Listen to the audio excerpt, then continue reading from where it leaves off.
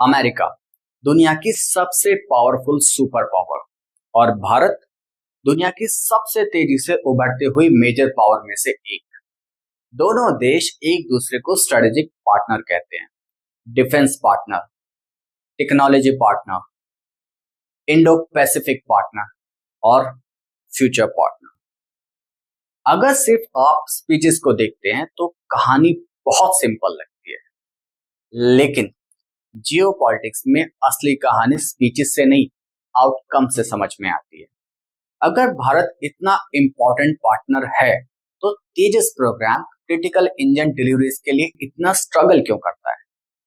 अगर Bharat trusted technology partner है तो क्रिटिकल टेक्नोलॉजीज पर रिस्ट्रिक्शंस क्यों बनी रहती है?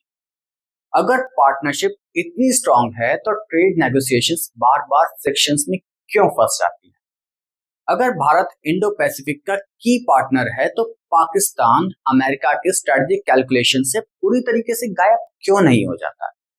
और अगर स्ट्रेटेजिक पार्टनरशिप क्राइसिस के वक्त पता चलती हैं तो 3 भारतीय सेलर्स की मौत पे क्या प्रैक्टिकल आउटकम निकला? जितना ज्यादा हमने इन सवालों को इन्वेस्टिगेट किया उतना ही अनएक्सपेक्टेड पैटर्न सामने आया और हर चैप्टर अमेरिका के बारे में कम और भारत के बारे में ज्यादा था। और इन सवालों की तलाश में हम अपनी इन्वेस्टिगेशन को अब शुरू करते हैं।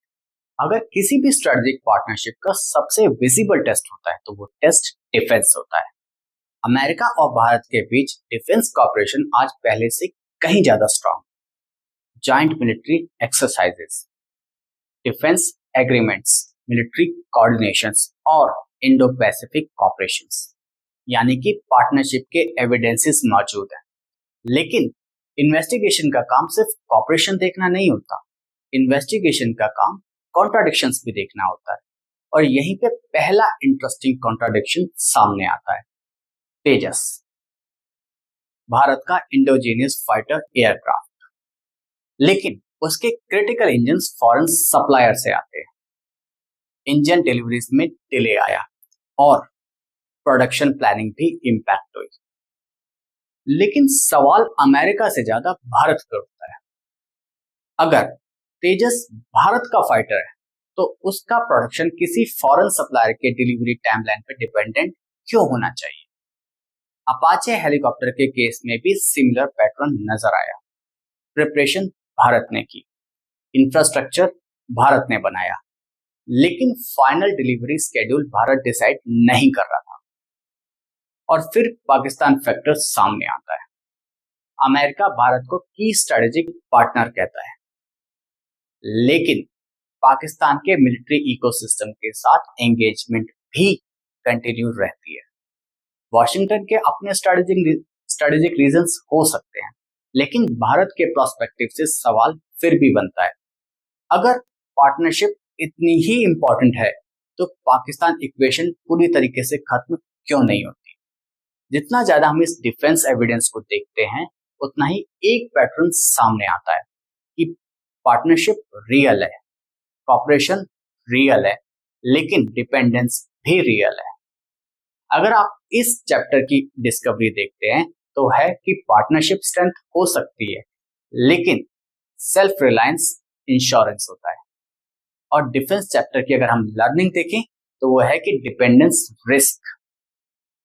लेकिन आज की दुनिया में पावर सिर्फ मिलिट्री कैपेबिलिटी से नहीं आती, टेक्नोलॉजी भी उतनी ही इंपॉर्टेंट होती है। आर्टिफिशियल इंटेलिजेंस, सेमीकंडक्टर्स, सॉफ्टवेयर और एडवांस मैन्युफैक्चरिंग, आज की दुनिया में टेक्नोलॉजी नेशनल पावर की फाउंडेशन बन चुकी है। अमेरिका और भारत टेक्नोलॉजी कॉपरेशन को रिलेशनशिप के सबसे इंपॉर्टेंट पिलर्स में से एक मानते हैं और कॉपरेशन के एविडेंसेस भी मौजूद हैं, लेकिन साथ में कुछ अनकंफर्टेबल क्वेश्चंस भी आते हैं। पिछले कई सालों में लाखों भारतीय प्रोफेशनल्स ने अमेरिकन टेक्नोलॉजी इकोसिस्टम में अपनी जगह बनाई है, लेकिन वीजा अनसर्टेनिटी और पॉलिसी चेंजेस भी बार बार डिस्कशंस का सब्जेक्ट बने हैं। यहाँ सवाल अमेरिका की पॉलिसी का नहीं है, यहाँ सवाल भारत की डिपेंडेंसी का है। अगर भारत टेक्नोलॉजी सुपर पावर बनना चाहता है तो उसके सबसे टैलेंटेड प्रोफेशनल्स का फ्यूचर किसी दूसरे देश की पॉलिसी से कितना इन्फ्लुएंस होना चाहिए? और फिर आता है टेक्नोलॉजी ट्रांसफर का सवाल। कॉपरेशन है, अप्रूवल भी है, लेकिन रिस्ट्रिक्शंस भी हैं और एक्सपोर्ट कंट्रोल भी है। मेजर पावर्स सेंसिटिव टेक्नोलॉजी पे सेफगार्ड मेंटेन करती है, लेकिन भारत के पर्सपेक्टिव से भी सवाल इंपॉर्टेंट है। अगर क्रिटिकल टेक्नोलॉजी किसी और के कंट्रोल में है तो स्ट्रेटेजिक फ्रीडम कितनी कंप्लीट हुई? सेमीकंडक्टर का एग्जांपल और भी इंटरेस्टिंग है। फैक्ट्री बनाना इंपॉर्टेंट है, लेकिन सेमीकंडक्टर सॉवरेनिटी सिर्फ फैक्ट्री लगाने से नहीं आती, रिसर्च से आती है, डिजाइन से आती है, इक्विपमेंट से आती है और इंटेलेक्चुअल प्रॉपर्टी से आती है। अगर हम इस चैप्टर से अपनी डिस्कवरी देखते हैं तो वो है पार्टनरशिप वैल्यूएबल है और कॉपरेशन भी यूजफुल है, लेकिन टेक्नोलॉजी सॉवरेनिटी को आउटसोर्स नहीं किया जा सकता। और इस चैप्टर से अगर आपको लेसन लेना चाहें तो वो है टेक्नोलॉजी सॉवरेनिटी का। लेकिन नेशनल पावर का एक और पिलर है इकोनॉमी। ट्रेड जियोपॉलिटिक्स का सबसे प्रैक्टिकल बैटलफील्ड। अमेरिका और भारत दोनों स्ट्रॉन्गर इकोनॉमिक टाइज की बात करते हैं, ट्रेड एक्सपेंड करने की बात करते हैं, इन्वेस्टमेंट बढ़ाने की बात करते हैं, लेकिन फिर एक पैटर्न सामने आता है। ट्रेड नेगोशिएशंस बार बार डिफिकल्ट हो जाती है, प्रोग्रेस होती है, बातचीत भी होती है, लेकिन फिर से फ्रिक्शन सामने आ जाता है। जब हम इस ट्रेड को इन्वेस्टिगेट करते हैं तो आंसर काफी सिंपल मिलता है, नेशनल इंटरेस्ट। अमेरिका अपने बिजनेस के लिए बेटर एक्सेस चाहता है और भारत अपने इंडस्ट्रीज को प्रोटेक्ट करना चाहता है। वहीं अमेरिका कुछ बैरियर्स को कम देखना चाहता है, लेकिन भारत कुछ स्ट्रेटेजिक सेक्टर्स को सिक्योर रखना चाहता है और यहाँ पे बार्गेनिंग शुरू होती है। ट्रेड चैप्टर का सबसे इंपॉर्टेंट लेसन ये है कि स्ट्रेटेजिक पार्टनरशिप इकोनॉमिक कंपटीशन को खत्म नहीं करती। स्ट्रेटेजिक पार्टनर्स भी हार्ड नेगोशिएशंस करते हैं, स्ट्रेटेजिक पार्टनर्स भी अपने वोटर्स और इंडस्ट्रीज को प्रायोरिटीज देते हैं और शायद इसीलिए ट्रेड जियोपॉलिटिक्स का सबसे ऑनेस्ट चैप्टर है। अगर आप इस चैप्टर की डिस्कवरी को देखें तो इकोनॉमिक स्ट्रेंथ का मतलब सिर्फ जीडीपी नहीं होता, इकोनॉमिक स्ट्रेंथ का मतलब नेगोशिएटिंग पावर भी होता है। और अगर आप इस चैप्टर से कोई लेसन लेना चाहते हैं वो है इकोनॉमिक लेवरेज। लेकिन स्ट्रेटेजिक इंटरेस्ट का सबसे डिफिकल्ट टेस्ट तब होता है जब पाकिस्तान इस इक्वेशन में एंटर करता है। पिछले 2 दशकों में अमेरिका और भारत की पार्टनरशिप ड्रामेटिकली इंप्रूव हुई है, लेकिन पाकिस्तान अमेरिका के स्ट्रेटेजिक कैलकुलेशन से पूरी तरीके से गायब नहीं हुआ और इसी वजह से भारत में बार बार एक सवाल उठता है, अगर भारत की पार्टनर है तो पाकिस्तान इक्वेशन खत्म क्यों नहीं होती? ये सवाल और भी स्ट्रांग हो जाता है जब पाकिस्तान के मिलिट्री इकोसिस्टम के साथ कंटिन्यू एंगेजमेंट नजर आती है। फिर कश्मीर मीडिएशन जैसे डिबेट सामने आते हैं। भारत का स्टांस क्लियर है, लेकिन मीडिएशन की लैंग्वेज हेडलाइंस में बार बार आती और जाती रहती है। यहाँ सवाल इंटेंशन का नहीं, सवाल लिमिट्स का है। क्या स्ट्रेटेजिक पार्टनरशिप का मतलब मेजर इश्यूज पे पॉलिसी अलाइनमेंट होता है? एविडेंस का जवाब है नहीं। कोई भी मेजर पावर अपनी फॉरेन पॉलिसी किसी एक कंट्री के इंटरेस्ट के हिसाब से डिजाइन नहीं करती। अमेरिका अपने इंटरेस्ट फॉलो करता है, चाइना अपने इंटरेस्ट फॉलो करता है, रशिया अपने इंटरेस्ट फॉलो करता है और भारत को भी अपने इंटरेस्ट को फॉलो करना होगा। अगर इस चैप्टर की मेजर डिस्कवरी आप देखें तो वह स्ट्रेटेजिक ऑटोनॉमी ऑप्शनल नहीं होती और यही इस चैप्टर का लेसन भी है, स्ट्रेटेजिक ऑटोनॉमी। लेकिन स्ट्रेटेजिक ऑटोनॉमी का असली टेस्ट तब नहीं होता जब पॉलिसीज डिस्कस होती है, असली टेस्ट तब होता है जब क्राइसिस सामने आते हैं। 3 भारतीय सेलर्स, एक इंटरनेशनल क्राइसिस और स्ट्रेटेजिक पार्टनरशिप का शायद सबसे इमोशनल टेस्ट। जब 3 भारतीय सेलर्स की मौत हुई तो सवाल सिर्फ इंसिडेंट का नहीं था, सवाल रिस्पॉन्स का था, सवाल अकाउंटेबिलिटी का था। सवाल ये था कि स्ट्रेटेजिक पार्टनरशिप क्राइसिस के वक्त प्रैक्टिकल लेवल पे क्या डिलीवर करती है। इन्वेस्टिगेशन में हमें डिप्लोमेटिक रिस्पॉन्स के एविडेंसेस मिले, इश्यू रेज किया गया, कंसर्न कम्युनिकेट भी किया गया, हाई लेवल डिस्कशंस भी हुए, रिकॉग्निशन के एविडेंसेस भी मिले। लेकिन फिर एक डिफिकल्ट क्वेश्चन सामने आता है, अकाउंटेबिलिटी के विजिबल आउटकम कितने नजर आए? क्या लॉन्ग टर्म इंस्टीट्यूशनल चेंजेस सामने आए? क्या मेजरेबल फॉलोअप मैकेनिज्म नजर आया? यही पिक्चर और कॉम्प्लिकेटेड हो जाती है। हम इंटेंशन को इन्वेस्टिगेट नहीं कर रहे, हम आउटकम को इन्वेस्टिगेट कर रहे हैं। और आउटकम के लेवल पे पिक्चर डिफेंस और टेक्नोलॉजी के चैप्टर जितनी क्लियर नहीं थी। इस चैप्टर की डिस्कवरी भी यही है कि कैपेबिलिटी और अकाउंटेबिलिटी एक दूसरे से जुड़ी हुई चीजें हैं, और यही इस चैप्टर की लर्निंग भी है, कैपेबिलिटी और अकाउंटेबिलिटी। और अब हम अपनी इन्वेस्टिगेशन को फाइनल स्ट्रेटेजिक चैप्टर की तरफ लेके चलते हैं।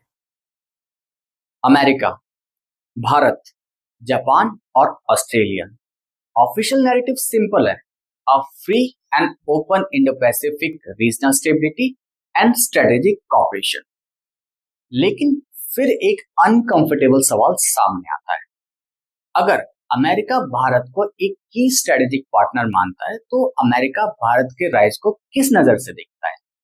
क्या वॉशिंगटन एक स्ट्रॉन्गर इंडिया चाहता है या सिर्फ एक ऐसा इंडिया जो चाइना को बैलेंस कर सके? पब्लिक स्टेटमेंट में हमें एक इंटरेस्टिंग पिक्चर देखने को मिलती है,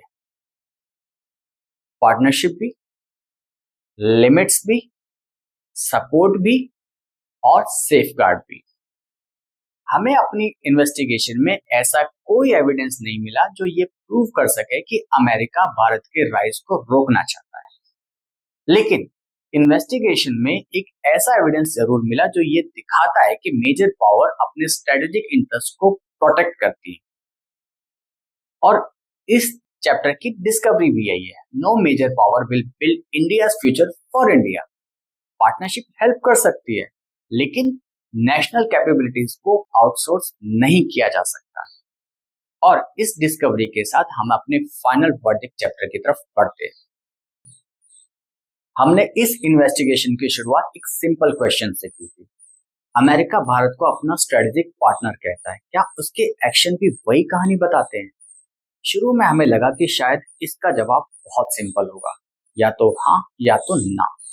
लेकिन आंसर है ना परफेक्ट पार्टनरशिप, ना कंप्लीट कॉन्ट्राडिक्शन, बल्कि एक layered relationship. No major power will build India's future for India.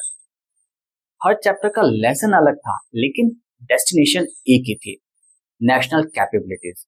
और शायद इसीलिए इस पूरी इन्वेस्टिगेशन का सबसे इंपॉर्टेंट डिस्कवरी अमेरिका के बारे में नहीं, भारत के बारे में। पार्टनरशिप इंपॉर्टेंट है, लेकिन पार्टनरशिप परमानेंट नहीं होती। गवर्नमेंट बदलती है, पॉलिसीज बदलती हैं, प्रायोरिटीज बदलती हैं, इंटरेस्ट बदलते हैं, लेकिन नेशनल कैपेबिलिटी वो चीज है जो हर सिचुएशन में काम आती है। टेक्नोलॉजी में, डिफेंस में, ट्रेड में, क्राइसिस में और जियो पॉलिटिक्स में भी। इसलिए शायद अमेरिका को समझने की इस इन्वेस्टिगेशन का फाइनल वर्डिक्ट बहुत सिंपल है, अमेरिका भारत का स्ट्रेटेजिक पार्टनर है, लेकिन भारत का फ्यूचर अमेरिका डिसाइड नहीं करेगा, चाइना डिसाइड नहीं करेगा, रशिया डिसाइड नहीं करेगा और कोई पावर डिसाइड नहीं करेगी। भारत का फ्यूचर भारत ही डिसाइड करेगा। और शायद इसीलिए 21st सेंचुरी का सबसे इंपॉर्टेंट स्ट्रेटेजिक क्वेश्चन अमेरिका के बारे में नहीं, भारत के बारे में। क्या भारत अपनी कैपेबिलिटीज को इतना स्ट्रांग बना पाएगा कि किसी भी पार्टनरशिप में वो चॉइस के साथ एंटर करे, डिपेंडेंसी के साथ नहीं? और शायद इसी सवाल का जवाब भारत का अगला चैप्टर लिखेगा। जय हिंद दोस्तों।